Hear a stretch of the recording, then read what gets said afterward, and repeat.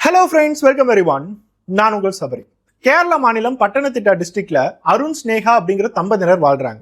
இவங்க ரெண்டு பேரும் பிறந்தது, வளர்ந்தது, படிச்சது, டிகிரி வாங்கினது எல்லாமே பட்டணத்திட்டா டிஸ்ட்ரிக்ட் தான். ஆனா வெவ்வேறு காலேஜஸ், வெவ்வேறு கோர்சஸ். இவங்க ரெண்டு பேத்துக்கும் கல்யாணம் ஆகி 2 வருஷம் தான் ஆகுது. அப்பா அம்மா பார்த்து பண்ண ஒரு ஃபார்முலான கல்யாணம். புரோக்கரு, ஜாதி, சொந்தக்காரங்க, பேக்ரவுண்ட் செக்கு, இந்த மாதிரி எல்லாம் நடந்து பொண்ணு பார்த்து பையனை பார்த்து மற்ற எல்லா விஷயங்களும் பேசி முடிச்சு கடைசியா இந்த கல்யாணம் நடந்திருக்கு. இவங்க ரெண்டு பேத்துக்கும் ஒரு வயசு தான் டிஃபரன்ஸ். அருணுக்கு 26, ஸ்னேகாவுக்கு 25. அதனால இவங்க ரெண்டு பேத்துக்கும் ரொம்பவே பிடிச்சி போச்சு. ரெண்டு பேரும் கல்யாணத்துக்கு அப்புறம் அவங்களோட வாழ்க்கையை ஒரு தனி வீட்டுல போய் வாழ ஆரம்பிச்சாங்க. ரொம்ப சந்தோஷமா இருந்தாங்க. ரெண்டு பேரும் வேலைக்கு போனாங்க. கரெக்டான சம்பளம் கிடைச்சிச்சு. அவங்களோட குடும்பத்தை அவங்களால நல்லாவே பாத்துக்க முடிஞ்சிச்சு. இவங்க ரெண்டு பேர்த்தோட காதலுக்கு அடையாளமா அடுத்த ஒரு வருஷத்திலேயே ஸ்னேகா பிரெக்னென்ட்டும் ஆனாங்க. ஸ்னேகா பிரெக்னென்ட் ஆனதுக்கு அப்புறம் அவங்க வேலைக்கு போறதை நிறுத்திட்டாங்க. அவங்களோட பிரெக்னன்சியை நல்லபடியா பாத்துக்கணுமேங்கிற ஒரு டிசிஷன். அதே மாதிரி அருணும் நான் மட்டும் வேலைக்கு போனா போதும், இப்போதைக்கு மனைவி ரெஸ்ட் எடுக்கட்டும்னு சொல்லிட்டு இவங்களோட வாழ்க்கை இப்படி போயிட்டு இருந்துச்சு. ஒரு பக்கம் ஸ்னேகாவோட அம்மா வந்து எல்லா உதவிகளும் பண்ணி அடுத்த ஒரு 10 மாசம் எப்படி ஓட்டிட்டாங்க. ஜூலை 31 2024 வருடம் பருமலா அப்படிங்கிற ஒரு இடத்துல ஒரு பிரைவேட் ஹாஸ்பிட்டல்ல போய் ஸ்னேகா அட்மிட் ஆகுறாங்க. அங்கதான் கைனகாலஜிஸ்ட் ஆரம்பத்துல இருந்தே பார்த்துட்டு வந்திருக்காங்க. சோ இப்போ டெலிவரி பீரியட் வந்துருச்சு. அதனால கரெக்டான டேட்டுக்கு அட்மிட் ஆகுறாங்க. 4 நாள் அந்த ஹாஸ்பிட்டல்ல அட்மிஷன், டெலிவரி இந்த மாதிரி எல்லாம் நடந்துச்சு. அவங்களுக்கு குழந்தையும் பிறந்துச்சு. ரொம்ப சந்தோஷமான ஒரு குடும்பம் இல்ல, எந்த விதமான பிரச்சனையும் இல்ல. பையனும் பொண்ணும் கல்யாணம் பண்ணாங்க. 2 வருஷத்துல குழந்தையும் பிறந்துருச்சு. கரெக்டா ஆகஸ்ட் 4 2024 வருடம் இவங்க அட்மிட் ஆன அடுத்த 5வது நாள் குழந்தை பிறந்தாச்சு. தாய் குழந்தை எல்லாமே சேஃபா இருக்காங்க. ட்ரீட்மெண்ட் முடிஞ்சாச்சு. அவங்களே டிஸ்சார்ஜும் பண்ணிட்டாங்க. ஆகஸ்ட் 4 வீட்டுக்கு வந்ததுக்கு அப்புறம் குழந்தையோட கலர் கொஞ்சம் கொஞ்சமா மாற ஆரம்பிச்சிச்சு. தோல் எல்லாமே மஞ்சள் கலர், கண் எல்லாமே மஞ்சளாக ஆரம்பிச்சிச்சு. கரெக்டா சொல்ல போனா இதுக்கு பேரு நேச்சுரல் ஜாண்டிஸ். இது நிறைய குழந்தைங்களுக்கு பொதுவாகவே வரும். அப்பாவோட பிளட் குரூப்பும் அம்மாவோட பிளட் குரூப்பும் வேற வேற மாதிரி இருக்கும் போது இந்த நேச்சுரல் ஜாண்டிஸ் வரதுக்கான சான்சஸ் ரொம்பவே அதிகம்.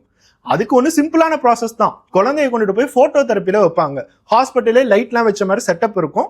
2 நாள் போட்டோ தெரப்பில வச்சா கலர் எல்லாமே நார்மல் ஆயிரும். அதனால ஸ்னேகாவோட குழந்தையும் அதே ஹாஸ்பிட்டல் கூட்டிட்டு போயிருக்காங்க. இப்போ குழந்தைய அட்மிட் பண்ணி போட்டோ தெரப்பில வைக்கணும். அதுக்கான வேலையை பார்த்துக்கிட்டு இருந்தாங்க. போட்டோ தெரப்பி ஆரம்பிச்சிருச்சு. ஆகஸ்ட் 4 சாயந்தரம் டைம் பக்கம் குழந்தைய பார்த்துக்கிட்டு ஸ்னேகாவும் அவங்களோட அம்மாவும் ஒரு ரூம்குள்ளார உக்காந்துட்டு இருக்காங்க. இனிமேட்டு தான் ஸ்னேகாவோட வாழ்க்கையில ஒரு ஷாக்கிங்கான விஷயமே ஆரம்பிக்க போகுது. கரெக்டா ஒரு 6 மணி பக்கம் அந்த ரூம்குள்ளார ஒரு நர்ஸ் வராங்க. அந்த நர்ஸோட கையில ஒரு இன்ஜெக்ஷன். அந்த இன்ஜெக்ஷன் குழந்தைக்கு இல்ல, ஸ்னேகாவுக்கு. ஏமா உனக்கு ஒரு இன்ஜெக்ஷன் போடணுமா, கையை காட்டுமா அப்படிங்கிறத சொல்றாங்க. உடனே ஸ்னேகாவோட அம்மா என்ன சொல்றாங்க, எங்களோட பொண்ணு ஆல்ரெடி டிஸ்சார்ஜ் ஆயிட்டாங்க, வேற ரூமுக்கு போறோம்னு சொல்லிட்டு ஏதாவது கன்ஃபியூஸா இங்க வந்துட்டீங்களா, நாங்க ஆல்ரெடி டிஸ்சார்ஜ் ஆயிட்டோம், அதுக்கப்புறம் குழந்தைக்கு வந்து மஞ்ச காமால மாதிரி இருக்குங்கிறதுனாலதான் இங்க வந்தோம். இப்ப என்னன்னா என்னோட பொண்ணுக்கு வந்து ஊசி போடுறாங்கிறீங்க, கரெக்டா ரெக்கார்டை செக் பண்ணி பாருங்க அப்படின்னு சொல்லி அவங்க அம்மா பேசுறாங்க. இதை கேட்டதுக்கு அப்புறம் நர்ஸ் ரொம்ப நேரமா முழிச்சுக்கிட்டே இருந்திருக்கா. அதுக்கப்புறம் யோசிச்சு அந்த அம்மாக்கு பதில் சொல்லியிருக்காங்க. நீங்க போயிருந்தாலும் ஹாஸ்பிட்டல்ல இருந்து உங்களுக்கு கால் பண்ணியிருப்பாங்க. உங்க பொண்ணுக்கு போட வேண்டிய மிச்சம் ஒரு இன்ஜெக்ஷன், ரொம்ப இம்பார்ட்டன்டான இன்ஜெக்ஷன் இன்னும் இருக்கு, அது போட்டுதாங்க ஆகணும் அப்படிங்கறத சொல்றாங்க. ஒரு பக்கம் ஸ்னேகாவுக்கும் புரியல, ஸ்னேகாவோட அம்மாவுக்கும் புரியல. இந்த நர்ஸ் அளவு பண்றதா வேணாமா, இவளுக்கு உண்மையானுமே எல்லா விஷயங்களும் தெரியுமா, இல்ல ரூம் மாதிரி வந்துட்டாளா, இந்த மாதிரி ஒண்ணுமே புரியல. இருந்தாலும் சரி ஓகே, ஒரு நர்ஸுக்கோ ஒரு டாக்டருக்கோ தெரிஞ்சது நமக்கு தெரியறதுக்கு வாய்ப்பு இல்லைல்ல, சரி ஓகே நீங்க வந்து இன்ஜெக்ஷன் போடுங்கன்னு சொல்லிட்டு ஸ்னேகாவும் கையை காட்ட ஆரம்பிச்சுட்டாங்க. ஆனா அந்த இன்ஜெக்ஷன் எடுத்து கையில கரெக்டா டச் பண்ணும் போது ஸ்னேகாவும் சரி அவங்க அம்மாவும் சரி கத்துன்னு கத்துறாங்க. அந்த நர்ஸ் இதுக்கு முன்னாடி நம்ம பார்த்ததே இல்லை. அந்த நர்ஸ் திடீர்னு ஒரு இன்ஜெக்ஷன் போட வரா. இதெல்லாம் தாண்டி அவங்களுக்கு ஒரு பெரிய அதிர்ச்சியே, ஹாஸ்பிட்டல்ல இருக்கிறவங்க எல்லாருமே கத்தனதுக்கு அப்புறம் உள்ளார வந்து பார்க்கும் போதுதான் தெரியுது. எதுக்குங்க கத்துறீங்க, திடீர்னு ஹாஸ்பிட்டல்ல இருக்கிறவங்க எல்லாருமே பயந்துட்டாங்க, நீங்க 2 பேரும் கத்துறது ரிசப்ஷன் வரைக்கும் கேட்குது, எதுக்கு கத்துறீங்க அப்படின்னு கேட்கும் போதுதான் அந்த ஸ்னேகாவோட அம்மா என்ன சொல்றாங்க, இந்த நர்ஸ் பொண்ணு வந்து இன்ஜெக்ஷன் போடுறேன்னு சொல்லிட்டு ஸ்னேகாவுக்கு இன்ஜெக்ஷன் போட ட்ரை பண்ணா, கடைசியா இன்ஜெக்ஷனுக்குள்ளார பார்த்தா இன்ஜெக்ஷன்ல மருந்தே இல்லைங்க, சும்மா காத்து மட்டும் ஏத்தி உள்ளார தள்ள பாக்குறா, எங்களுக்கு நல்லாவே தெரியும் இது எவ்வளவு பெரிய டேஞ்சரஸான விஷயம்னு, அதனாலதான் கத்தணும் அப்படிங்கறத சொல்றாங்க.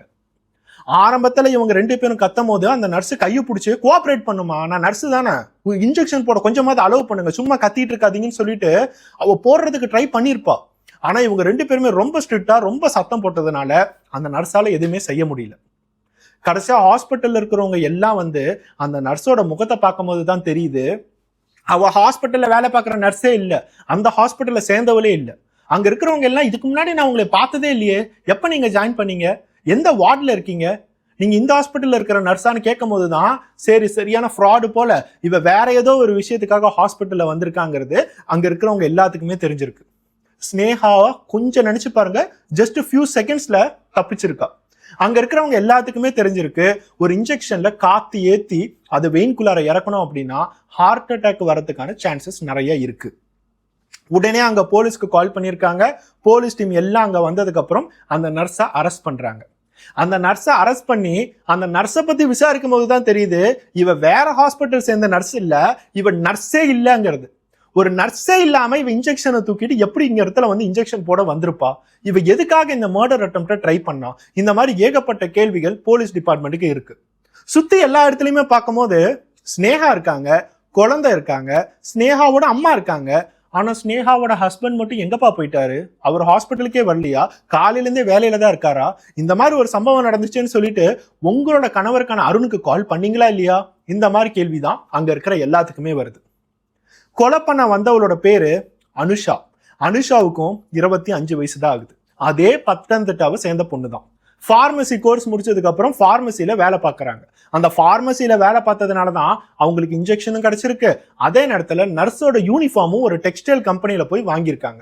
போலீஸ் இந்த மாதிரி எல்லா இன்ஃபர்மேஷனுமே கொஞ்சம் கொஞ்சமா சேகரிக்கிறாங்க. அவங்க வந்ததோட சிசிடிவி கேமராஸ் ஆகட்டும், எந்த மெடிக்கல் ஸ்டோர்ல போய் இன்ஜெக்ஷன் வாங்கினாங்க, அந்த மெடிக்கல் ஸ்டோர்ல போய் உண்மையானுமே இங்கதான் வாங்கியிருக்காங்களா அப்படிங்கிற சிசிடிவி கேமராஸ், இந்த மாதிரி எல்லா விஷயங்களுமே போலீஸ் கொஞ்சம் கொஞ்சமா கலெக்ட் பண்ணிக்கிட்டே இருக்காங்க. அனுஷா எதை கேட்டாலும் முழிச்சுக்கிட்டே இருக்காங்க. அவங்க சொல்றதுக்கு எந்த விதமான விஷயங்களுமே இல்ல போல. போலீஸோட விசாரணையில ஒரு விஷயம் கூட வெளியே தெரிய வரல. மொபைல் எடுத்து பார்க்கும் போது மொபைல்ல சாட் ஹிஸ்டரி, வாட்ஸ்அப் கால்ஸ் எல்லாமே டெலீட் ஆயிடுச்சு.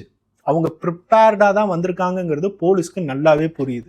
இந்த பொண்ணுகிட்ட இருந்து எப்படியாச்சும் நம்ம உண்மையை வெளியில கொண்டுட்டு வரணும். எதனால இந்த இடத்துல அவங்க கொலை முயற்சி ட்ரை பண்ணாங்க, அந்த இடத்துல அவங்க குழந்தைய கொல்றதுக்கு ட்ரை பண்ணல, அந்த பொண்ணை தான் கொலை பண்றதுக்கு ட்ரை பண்ணியிருக்காங்க.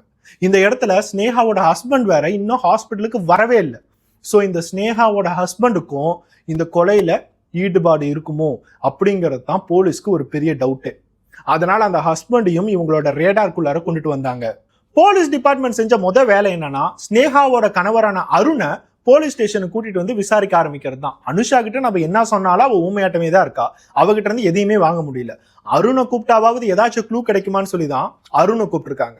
அருண் போலீஸ் ஸ்டேஷனுக்கு வந்து அனுஷாவை கை காட்டி இவளை உனக்கு தெரியுமா அப்படின்னு கேட்டா அவர் உடனே ஒத்துக்கிட்டாரு. இவளோட பேர் அனுஷா, என்னோட ரொம்ப க்ளோஸ் ஃப்ரெண்டு சார் இவ அப்படிங்கிறத சொல்லியிருக்காரு. ஸோ இப்போ போலீஸ்க்கு நம்ம கரெக்டான டைரக்ஷன்ல தான் போறோம் அப்படிங்கிறது தெரிஞ்சிருச்சு.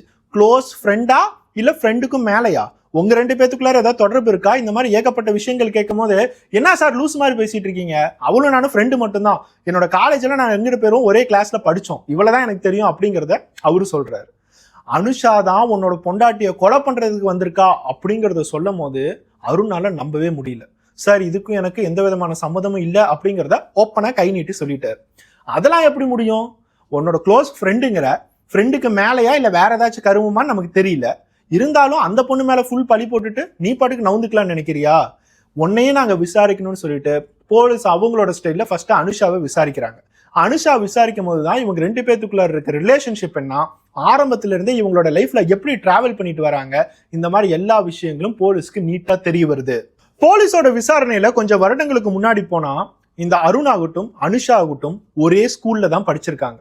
2 பேருமே கிளாஸ்மேட்ஸ். அது மட்டும் இல்லாம இவங்க காலேஜுக்கு போயும் ஒரே காலேஜ்ல தான் படிச்சிருக்காங்க. இவங்க 2 பேருமே ஆரம்பத்துல இருந்தே க்ளோஸ் ஃப்ரெண்ட்ஸ் அப்படிங்கிறது தெரிய வருது. இவங்க 2 பேர்த்த பத்தி எல்லாத்திட்டுமே விசாரிக்கும் போது இவங்க 2 பேரும் க்ளோஸ் ஃப்ரெண்ட்ஸ் மட்டும்தானா இல்ல 2 பேருமே லவ் பண்றாங்களா அப்படிங்கிற சந்தேகமே நிறைய பேத்துக்கு வந்திருக்கு. இந்த இடத்துல அருணுக்கு லவ் இருந்துச்சோ இல்லையோ, அந்த இடத்துல அனுஷாக்கு லவ் கண்டிப்பா இருந்துச்சு. ஏன்னா அனுஷா அந்த அருண் மேல ரொம்பவே இன்ட்ரெஸ்டடா இருந்திருக்காங்க. ஆனா காலேஜ்ல நடக்கிற லவ் தான் நமக்கு தெரியுமே, எத்தனையோ லவ் ஸ்டோரி பையனும் பொண்ணும் சேர்ந்து லவ் பண்ணாவே காலேஜுக்கு அப்புறம் போனா ஈஸியா புட்டுக்கும். ஆனா இந்த இடத்துல இது ஒரு தலை காதல், ஒன் சைடு காதல், அதுவும் அனுஷா அருணை பண்ணியிருக்காங்க. இது எப்படி உருப்பிடும், காலேஜ் முடிச்சதுக்கு அப்புறம் வெளியே வந்திருக்காங்க, 2 பேத்துக்கும் வெவ்வேறு லைஃப் ஆரம்பிச்சிருக்கு. அனுஷாவுக்கு அவங்களோட குடும்பத்துல பார்த்து நகை எல்லாத்தையும் போட்டிருப்பாங்க போல, ஏகப்பட்ட நகை, அந்த போட்டோவை பார்த்தீங்கன்னாவே தெரியும், ஏகப்பட்ட நகையை போட்டு யாரோ ஒருத்தருக்கு கல்யாணம் பண்ணி வச்சிருக்காங்க. அனுஷாவோட வாழ்க்கை அப்படி போயிடுச்சு. இன்னொரு சைடு அருணும் வேலைக்கு போயிருக்காரு, வேலைக்கு போய் சம்பாதிக்க ஆரம்பிச்சதுக்கு அப்புறம் ஸ்னேகாவை பார்த்திருக்காங்க, கல்யாணம் பண்ணி வச்சுட்டாங்க. இது நார்மலா எல்லா இடத்துலயும் நடக்கிறது தானே. ரெண்டு பேத்துக்கு வெவ்வேறு இடங்களை கல்யாணம் நடந்து அவங்களோட லைஃப் பாட்டுக்கு நல்லபடியா போயிருக்கும்னு நம்ம நினைப்போம். ஆனா அனுஷாவோட வாழ்க்கை அப்படி இல்லை. அவங்களுக்கு கல்யாணம் நடந்ததுக்கு அப்புறம் ஏகப்பட்ட பிரச்சனைகள், நிறைய டொமஸ்டிக் வைலன்சஸ் நடந்திருக்கு. இவங்க ரெண்டு பேத்துக்குள்ளார நிறைய கருத்து வேறுபாடு இருந்திருக்கு. அதனால அனுஷா திருப்பியும் அவங்க அப்பா அம்மா வீட்டுக்கே வந்துட்டாங்க. நான் இவன் கூட வாழ்றதுக்கு தயாரா இல்லை, எனக்கு டிவோர்ஸ் தாங்கன்னு சொல்லிட்டு அது ஒரு மாச கணக்குல போய் அவங்க ரெண்டு பேத்துக்கும் டிவோர்ஸும் நடந்துருச்சு. அதுக்கப்புறம் அனுஷாவுக்கு வேற ஒரு மாப்பிள்ள பார்த்திருக்காங்க. அனுஷாவுக்கு ரெண்டாவதா ஒரு கல்யாணமும் நடந்திருக்கு. இப்போ வேற ஒரு பையன் பார்க்கறதுக்கு நல்லவனா இருக்கான், நல்லபடியா அனுஷாவை பாத்துக்கிறான். ஆனா இதுல ஒரே ஒரு நெகட்டிவ் விஷயம் என்னன்னா, அவரு அப்ராட்ல ஒர்க் பண்றாரு. அதாவது கல்ஃப் கண்ட்ரீஸ்ல, சவுதி, துபாய் இந்த மாதிரி ஒரு இடத்துல அவர் வேலை பார்க்கறாரு. கல்யாணம் நடந்ததுக்கு அப்புறம் கொஞ்ச நாள் அனுஷா கூட இருந்திருக்காரு. அதுக்கப்புறம் கல்ஃப் கண்ட்ரிக்கு போயிட்டாரு. வருஷத்துல 1 மாசமோ 2 மாசமோ அவருக்கு லீவ் கிடைக்கும். அப்ப மனைவி பார்க்க வருவாரு. இன்னொரு சைடு அனுஷா அவரோட வீட்டுல தங்கிட்டு இருக்காங்க. இந்த வாழ்க்கை அனுஷாவுக்கு கொஞ்சம் போரிங்கா தான் இருந்துச்சு. ஒரு பக்கம் ஒரு பார்மசில அவங்க வேலைக்கு போனாலும், இன்னொரு சைடு கணவர் எப்ப வருவாரு அப்படிங்கறத நினைக்கிறத விட்டுட்டு வேற ஏதாச்சும் ரிலேஷன்ஷிப் கிடைக்குமா அப்படிங்கறத யோசிச்சிருக்காங்க. அப்போ அவங்களுக்கு திருப்பி மாட்டினதுதான் இந்த அருண். சோசியல் மீடியா வழியாவோ இல்ல ஓல்டு கான்டாக்ட்ஸ் எல்லாத்தையுமே வச்சு அருண் இன்னும் பட்டணத்திட்டால தான் இருக்கான், அவனுக்கு கல்யாணம் நடந்துருச்சு அப்படிங்கறது எல்லாத்தையும் கண்டுபிடிச்சிருக்காங்க. அருணுகிட்ட பேச ஆரம்பிச்சிருக்காங்க. அருணுக்கு ஆரம்பத்துல மெசேஜ் பண்ணும்போது அருணுக்கு அப்படி ஒரு சந்தோஷம். நம்மளோட ஸ்கூல் ஃப்ரெண்டு, நம்மளோட காலேஜ் ஃப்ரெண்டு கொஞ்ச நாளா அப்படியே மறைஞ்சே போயிட்டா, இப்ப திருப்பி நம்மளுக்கு கால் பண்ணியிருக்கா, மெசேஜ் பண்ணியிருக்கான்னு சொல்லிட்டு அவ கூட ரொம்ப க்ளோஸா இருக்க ஆரம்பிச்சாரு, க்ளோஸா பேச ஆரம்பிச்சிருக்காரு. இந்த இடத்துல அருணுக்கு உண்மையாவே அனுஷா மேல விருப்பம் இருக்கா இல்லையாங்கிற ஒரு பெரிய சந்தேகம் போலீஸ்க்கு இருந்துகிட்டே தான் இருக்கு. ஏன்னா அவங்க ரெண்டு பேரும் அவ்வளவு க்ளோஸா பேசியிருக்காங்க. அருணோட மொபைல் எடுத்த வாட்ஸ்அப் சாட் எல்லாத்தையும் எடுத்து பார்க்கும்போது இவங்க எப்ப பார்த்தாலும் நைட்டு ஃபுல்லா சாட் பண்ணிட்டு இருந்திருக்காங்க அப்படிங்கிறது தெரிய வருது. ஸோ போலீஸ்க்கு இவங்க ரெண்டு பேத்துக்குள்ள இருக்க ரிலேஷன்ஷிப்பை புரிஞ்சுக்கிறதுக்கு கொஞ்சம் கஷ்டமா தான் இருக்கு. ஏன்னா அந்த லெவலுக்கு க்ளோஸ் ஃப்ரெண்டா இருந்திருக்காங்க. இந்த இடத்துல அனுஷா டைரக்டா ஒத்துக்கிட்டா, எனக்கு அருண் மேல இன்ட்ரெஸ்ட் இருக்கு, அவனுக்கு நான் நிரூபிக்கணும்னு சொல்லிதான் அவளோட மனைவியை நான் கொலை பண்ண ட்ரை பண்ணேன். அவளோட மனைவி மட்டும்தான் எங்க ரெண்டு பேத்துக்கு நடுவுல இருக்கா. அவளை நான் கொலை பண்ணிட்டேன் அப்படின்னா நான் அருணை கல்யாணம் பண்ணிக்கலாம்ல, நான் அவனை ஸ்கூல் டேஸ்ல இருந்து லவ் பண்ணிட்டு இருக்கேன், அதனாலதான் இதை ட்ரை பண்ணுங்கிற ஒரு ஷாக்கிங்கான உண்மையை போலீஸ் கிட்ட சொல்றான்.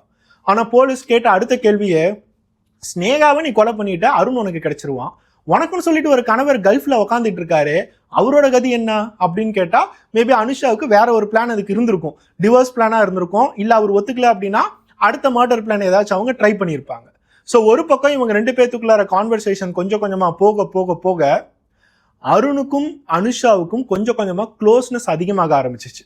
ஆனா அருண் எப்பெல்லாம் அனுஷா க்ளோஸா வராங்களோ அப்ப அருண் ஒரு லிமிட்டோட நிறுத்திக்கிட்டார். அவர் லிமிட்டோட நிறுத்தினதுக்கு காரணம் என்னன்னா, நமக்குன்னு சொல்லிட்டு ஒரு மனைவி இருக்கா, அந்த மனைவிக்கு ஒரு குழந்தை வேற பிறக்க போகுது, நம்ம குடும்பத்தோட சந்தோஷமா இருக்கணுமேன்னு சொல்லிட்டு அவர் யோசிச்சு வச்சிருக்காரு. அதுதான் இந்த இடத்துல அனுஷாக்கு கொஞ்சம் கொஞ்சமா டிஸ்டர்பன்ஸா இருந்திருக்கு. அதனாலதான் அவருக்கு ப்ரூவ் பண்ணணுமேன்னு சொல்லிட்டு ஒரு பக்கம் ஸ்னேகாவை கொலை பண்றதுக்கு வந்திருக்காங்க. இதுல இருக்கையிலேயே ரொம்ப இன்ட்ரெஸ்டிங்கான பார்ட் என்னன்னா, அருணோட மொபைல் எல்லாத்தையும் செக் பண்ணும் போது என்னோட ஒய்ஃப் இந்த ஹாஸ்பிட்டல்ல இந்த ரூம்ல இன்னைக்கு தான் அட்மிட் ஆயிருக்கா, இந்த நாள் டிஸ்சார்ஜ் ஆயிருவான்னு சொல்லிட்டு எல்லா விஷயங்களையுமே அனுஷாவுக்கு அமுச்சு விட்டுருக்காரு. இது அருணுகிட்ட விசாரிக்கும் போது, நார்மலா என்னோட மனைவியும் குழந்தையும் போய் பாக்குறேன்னு அவ சொன்னா, அதனாலதான் இந்த இன்ஃபர்மேஷன்லாம் ஷேர் பண்ணேன், மத்தபடி இவளோட இன்டென்ஷன் எனக்கு சத்தியமா ஒண்ணுமே தெரியாது அப்படிங்கறத அருண் சொல்றாரு. சோ அவருக்கு தெரியாம தன்னோட மனைவியோட கொலையில அவரே பங்கேற்றிருக்காரா, இல்ல எல்லாமே நீட்டா பிளான் பண்ணி நடக்குதா அப்படிங்கிறது போலீஸ் இன்னும் விசாரிச்சுக்கிட்டு தான் இருக்காங்க. இன்னைக்கு நம்ம பாக்குற சம்பவத்துல உங்க எல்லாத்துக்குமே கொஞ்சம் வித்தியாசமா தெரியும். இந்த இடத்துல கிரைம் நடக்கவே இல்லை, அந்த இடத்துல அட்டன் பண்ணிருக்காங்க, ஆனா ஒரு இடத்துல மர்டர் நடக்கல. ஸ்னேகா இன்னமும் உயிரோட தான் இருக்காங்க. அந்த இடத்துல இன்ஜெக்ஷன் போடுறதுக்கு முன்னாடியே அவங்க நிறுத்திட்டாங்க. அதே நேரத்துல இந்த இடத்துல அவங்க ரெண்டு பேத்துக்குள்ளார தவறான தொடர்பு இருக்கா அப்படிங்கிறதும் இன்னும் தெரியல. ஏன்னா அருண் எனக்கு அவளுக்கு எந்த சம்பந்தமும் இல்லை, என்னோட க்ளோஸ் ஃப்ரெண்டு மட்டும்தான் அப்படிங்கிறத சொல்லியிருக்காரு. இருந்தாலும் இந்த நியூஸை பத்தி எதுக்காக நம்ம பேசிட்டு இருக்கோம்? இது மூலியமா நமக்கு கிடைக்கிற ஒரு சோஷியல் அவேர்னஸ் என்ன, எவ்வளவு பெரிய க்ளோஸ் ஃப்ரெண்டா இருந்தாலும் அவங்க ரொம்ப டாக்ஸிக்கா நம்ம கிட்ட பேசுறாங்க, ரொம்ப டாக்ஸிக்கா இருக்காங்க, ஓவர் பொசசிவ்னஸ் காட்டுறாங்க அப்படிங்கிறது உங்களுக்கு தெரிஞ்சிச்சுன்னா தயவு செய்து எப்பயுமே ஒரு ஸ்டெப் தள்ளியே நில்லுங்க. முக்கியமா உங்களுக்கு ஒரு ஃபேமிலி இருக்கும் போது அந்த ஃபேமிலியை அவங்க ஹேட் பண்ற மாதிரி கொஞ்சம் உங்களுக்கு ட்ரிகர் ஆனிச்சுனாலும் அவங்களோட ஃப்ரெண்ட்ஷிப்பை டோட்டலா கட் பண்ணணும் அப்படிங்கறத தெரிஞ்சுக்கோங்க. நீங்க யாரா இருந்தாலும் சரி, உங்க கூட கடைசி வரைக்கும் வரப்போகிறது உங்களோட கணவரோ இல்ல உங்களோட மனைவியோ தான். அந்த கணவரையோ மனைவியோ யாரோ ஒருத்தவங்க நடுவுல வந்து கட் பண்றாங்க, உங்களை செப்பரேட் பண்ணணும்னு நினைக்கிறாங்க அப்படின்னா அவங்க உங்களோட குழந்தையா இருந்தா கூட சரி, உங்களோட பசங்களோ உங்களோட பொண்ணுங்களா இருந்தா கூட சரி, அவங்க கிட்ட இருந்து கொஞ்சம் டிஸ்டன்ஸ் நீங்க மெயின்டைன் பண்ணியே ஆகணும். ஏன்னா கடைசி வரைக்கும் உங்க கூட வரப்போகிறது உங்களோட கணவனோ இல்ல உங்களோட மனைவி மட்டும்தான். அனுஷா மாதிரி யோசிக்கிறவங்க ஒவ்வொருத்தவங்களுக்கும் நான் ஒரே ஒரு விஷயத்த சொல்லிக்கிறேன். ஒரு இன்ஜெக்ஷன்ல ஏர் பபிள்ஸோ இல்ல பியூர் ஏரோ ஏற்றி நம்ம வெயின்ல வந்து இன்ஜெக்ட் பண்ணோம் அப்படின்னா அது அப்படியே உள்ளுக்குள்ளார போய் பிளாக்ஸ் எல்லாம் ஏற்படுத்தி கடைசியா ஹார்ட் அட்டாக் வந்துடும், அவங்கள வந்து நேச்சுரலாவே இறந்த மாதிரி நம்ம காமிக்க முடியும் அப்படிங்கறது சொல்றதெல்லாம் சுத்த பொய். இதெல்லாம் ரொம்ப வருடங்களுக்கு முன்னாடி கேப்டன் விஜயகாந்த் படத்திலேயே எல்லாத்துக்குமே கொடுக்கக்கூடிய நாலேஜை கொடுத்துட்டாங்க. வயசான பாட்டிக்கு கூட இந்த மாதிரி செய்யக்கூடாதுங்கிறது நல்லாவே தெரியும். அப்படிப்பட்ட ஒரு விஷயத்த நம்ம இப்ப மாடர்ன் வேர்ல்ட்ல இம்ப்ளிமெண்ட் பண்ணலாம்னு சொல்லிட்டு அனுஷா நர்ஸ் வேஷம்லாம் போட்டுட்டு எல்லா விஷயங்களும் செஞ்சது கொஞ்சம் காமெடியா தான் இருக்கு. அது மட்டும் இல்லாம இந்த மாதிரி டெத் எல்லாம் நடக்கும் போது ஃபர்ஸ்ட் பாடியை அட்டாப்சிக்கு கொண்டுட்டு போவாங்க. அட்டாப்சி ரிப்போர்ட்ல ஈஸியாவே தெரிஞ்சிடும் இந்த இடத்துல நேச்சுரல் டெத் இல்ல, இன்ஜெக்ட் பண்ணதுனாலதான் இந்த இடத்துல டெத் நடந்திருக்கு அப்படிங்கறத ஈஸியாவே கண்டுபிடிச்சிருவாங்க. இது இன்னொரு விஷயம். சோ இந்த இடத்துல அனுஷா சப்போஸ் கொலையா பண்ணியிருந்தாலும் அவங்களுக்கு ஜெயிலுக்கு போறதுங்கிறது உறுதியான ஒரு விஷயம். இதெல்லாம் தாண்டி உண்மையாவே அந்த மாதிரி செஞ்சா செத்துருவாங்களா அப்படின்னா அது அவங்களோட பாடி கண்டிஷனை பொறுத்தும் அப்ப இருக்கிற ஒரு ப்ராபபிலிட்டி பொறுத்தும். நிறைய பேத்தால அதை தாங்கிக்க முடியும் அப்படின்னா அதை தாங்கிக்குவாங்க. சில பேத்தால அதை தாங்க முடியல அப்படின்னா அவங்களால மூச்சு விடுறது கஷ்டமா இருக்கும், நெஞ்சு வலிக்க ஆரம்பிக்கும். அப்ப பார்த்தா ஹாஸ்பிட்டலுக்கு போனாலும் அவங்களே காப்பாற்ற முடியும். உடனே செத்துருவாங்க அப்படிங்கறதெல்லாம் எதுவும் இல்லை. இந்த சம்பவம் நடந்த ஆல்மோஸ்ட் 1 வருஷம் ஆனாலும் இந்த நியூஸ்ல வேற எந்த அப்டேட்ஸுமே நம்மளால கண்டுபிடிக்க முடியல. முக்கியமா அருண் இதுல ஈடுபட்டிருக்காரா இல்லையா அப்படிங்கிற எந்த கன்க்ளூஷனுமே போலீஸ் சைட்ல இருந்து நமக்கு வெளியே வரல. ஒருவேளை நீங்க பட்டணத்திட்டாவை சேர்ந்தவங்களா இருந்தா, ஒருவேளை உங்களுக்கு இந்த நியூஸ்ல ஏதாச்சும் அத்தன்டிக்கான அப்டேட்ஸ் தெரிஞ்சிச்சு அப்படின்னா தயவு செய்து கமெண்ட் பண்ணுங்க, மற்றவங்க எல்லாருமே தெரிஞ்சுக்குவாங்க. இந்த இடத்துல அனுஷாவை பத்தி நீங்க என்ன நினைக்கிறீங்க? ஸ்கூல்ல காலேஜ்ல ரொம்ப க்ளோஸா லவ் பண்ணோம், நம்ம ஆரம்பத்துல இருந்தே ஒரு ஒன் சைட் லவ்வா இருந்திருக்கோம். அதுக்கப்புறம் நம்மளோட வாழ்க்கை வெவ்வேறு மாதிரி மாறிடுச்சு. நமக்குன்னு சொல்லிட்டு ஒரு கல்யாணம் நடந்துச்சு, நம்மளோட வாழ்க்கையே போயிடுச்சு. அந்த கல்யாணமும் நிலைச்சு நிக்கல. அதுக்கடுத்தது ஒருத்தனை கல்யாணம் பண்ணோம், ஆனா அவன் நம்மளை விட்டுட்டு கல்ஃப் கண்ட்ரிக்கு போயிட்டான். இப்ப நமக்கு திருப்பி நம்மளோட நண்பன் மட்டும்தான் இருக்கான். அந்த நண்பனை நம்ம பிடிச்சி நம்மளோட வாழ்க்கையில இழுக்கணும் அப்படின்னா அவனோட கனெக்ஷன்ஸ் எல்லாமே கட் பண்ணணுமேன்னு சொல்லி நினைச்ச அந்த அனுஷாவை பத்தி உங்களுக்கு என்ன தோணுது? அந்த அனுஷா மாதிரி இருக்கிற நிறைய பெண்களுக்காகட்டும் நிறைய ஆண்களுக்காகட்டும் நீங்க என்ன சொல்லணும்னு நினைப்பீங்க? அதை கமெண்ட் பண்ணுங்க. நெக்ஸ்ட் வீடியோல பார்ப்போம். பை.